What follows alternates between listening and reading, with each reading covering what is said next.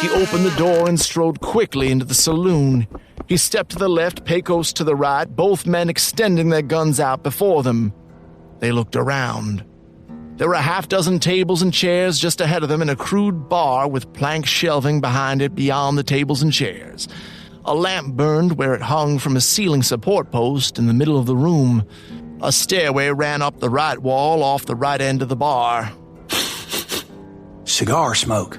There. Slash followed his gaze to a table 10 feet ahead. A half-full whiskey bottle stood on the table. 2 hands of cards lay face down on the table, the bottle between them. A shot glass stood near each of the card hands. One glass was empty, the other a third full. Near one of the card hands was an ashtray in which a slender black cigarillo burned. The gray smoke curled lazily upward into the saloon's musty air. A man's head and upper torso darted up from behind the bar on the bar's right end. A half a blink later, another man's head and upper torso darted up from behind the bar's left end. Down, Slash. As Pecos dropped to a knee behind the gambler's table, I see him. the 2 men behind the bar snapped rifles to their shoulders, and both of those rifles spoke at nearly the same time, one round pounding into the table behind which Pecos was cowered. The slug shattered the half-full shot glass and blew cards in all directions. The other shooter flung a bullet into the back of the chair behind which Slash just then hit the floor. As the chair flew violently back over his legs, Slash rolled up off his left shoulder and raised the 6-shooter toward the man behind the bar's left side. Just as his opponent aimed down his barrel at Slash, Slash triggered his Colt. The man's hat went flying back off his head and into the dusty, empty shelves behind him.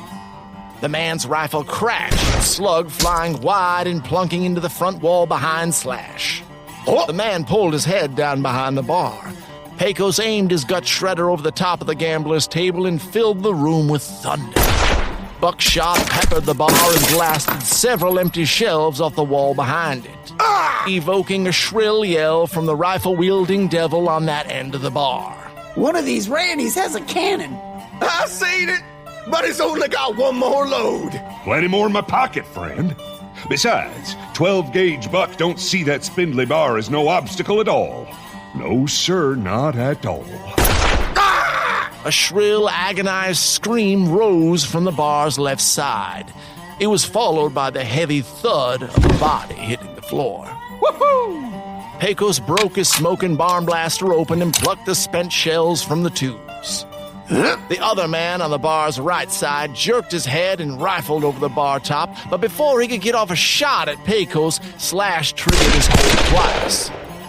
One of Slash's slugs had cut a nasty furrow across the man's left cheek, and the other had grazed his shoulder. Slash kept firing, giving Pecos time to reload his cannon, carving gouts of wood out of the bar and keeping the shooter pinned down. When Slash's pistol clicked on an empty chamber, he holstered it and reached for the other one.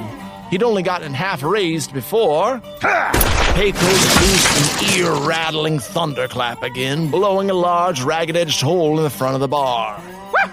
Another ragged hole was blasted through the front of the bar. Oh! Jesus, stop! Help! Please help! Slash looked at Pecos through the chalky cloud of powder smoke wafting around them.